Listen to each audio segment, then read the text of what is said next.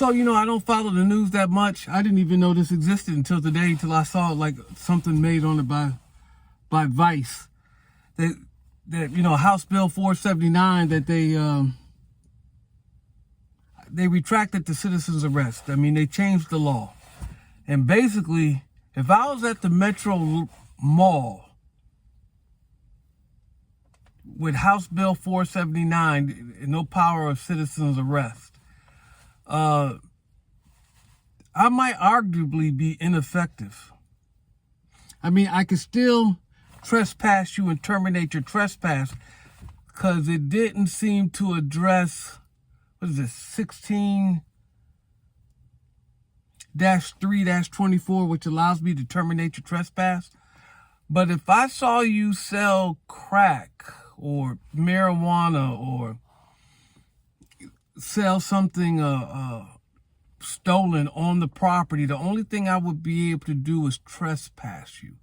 If you were fighting on the property, the only thing that I would be able to do is trespass you and then terminate your trespass if you came back onto the property. But at no time, I mean, literally, Georgia House Bill 479, they took out the word arrest, which I'm sure is a concession to law enforcement, because I would get into arguments with law enforcement about that. I'm like, listen, the statute says arrest. It doesn't say anything about detain. House Bill 479 took out the word arrest and replaced it with the word detain. So arrest is, I saw you commit a crime.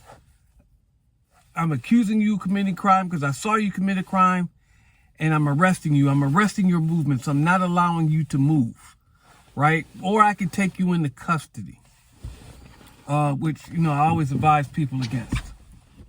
They took out the word detain, to me, detain, but now the way they written the statutes,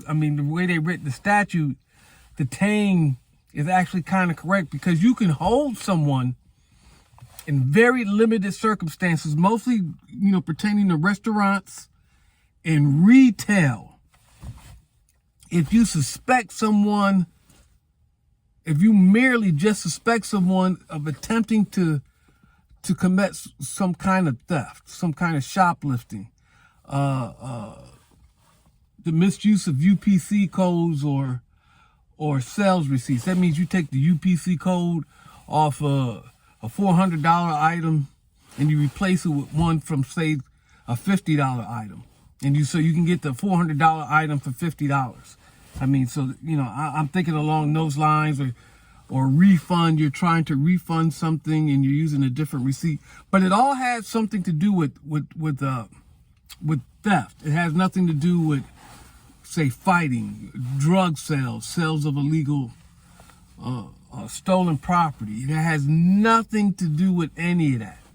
And then it all talks about owners. So the owner, say, of the mall can do this. And then the owners of the shops that are on the mall can detain for this. Doesn't say anything about their agents. And I'm assuming that, I'm not going to assume. I'm going to say there may be provisions in the law. I just haven't thoroughly gone over the law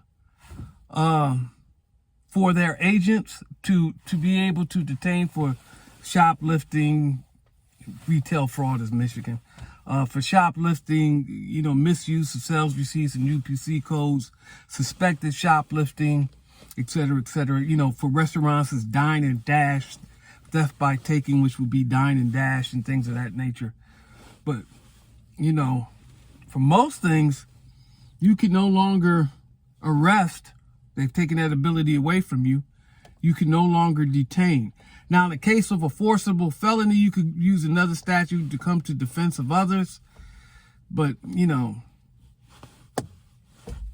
I see Carlos Glenn, because I have saw, well, he may be sold to Reagan or whatever. But, you see somebody selling, drugs or transferring drugs in a place like the Metro Mall. I wouldn't be able to do anything about it. Fred gets into a fight in the Metro Mall. I really wouldn't be able to. All I would be able to do is criminally trespass them. And if they came back onto the property, terminate their trespass, which, because they didn't address 163-24, and so no one said that I couldn't do that. But man, that's largely ineffective. If, not that I did it, because some things you're capable of doing, you shouldn't do. But if you needed to do them, like Napoleon Polo Smith, I didn't take him into custody, but I held him in place until the police came for, and I can't even remember what it was for. So I just held him in place. I didn't take him into custody, and they dealt with it. Or God, who did I call the fake UMC? When I took him into custody for trespass, man, the way the law is written, they're saying you really can't do that. Although 163-24 says that you can terminate somebody's trespass how you see fit, but if they take away your citizen's arrest powers, then man, I wouldn't do it, because I wouldn't want to be the test case for that. And the way his law is written, it's not. They're explicitly telling you what you can detain people for. So basically, people would be able to come on and off the property as much as they want, and I would constantly just have to push them off. I couldn't take them in. I couldn't arrest them. I couldn't detain them. I couldn't take them into custody. Not for trespassing, not for drug sales, not for fighting, not for selling stolen property, not for any of those things. It would largely make me ineffective. Now, next year, LexisNexis will, revise the statute, and the statute will be clear to read. Because I know the law's in effect right now. But when you search it, LexisNexis and all the rest of the websites probably won't do their update till next year. 17-4-60, citizens arrested in the state of Georgia, and then 17-4-61.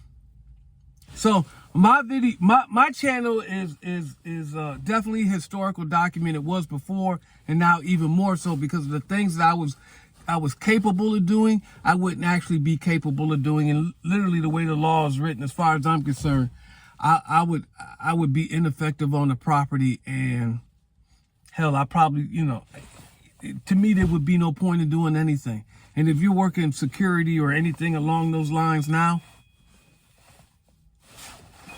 I wouldn't do it, buddy.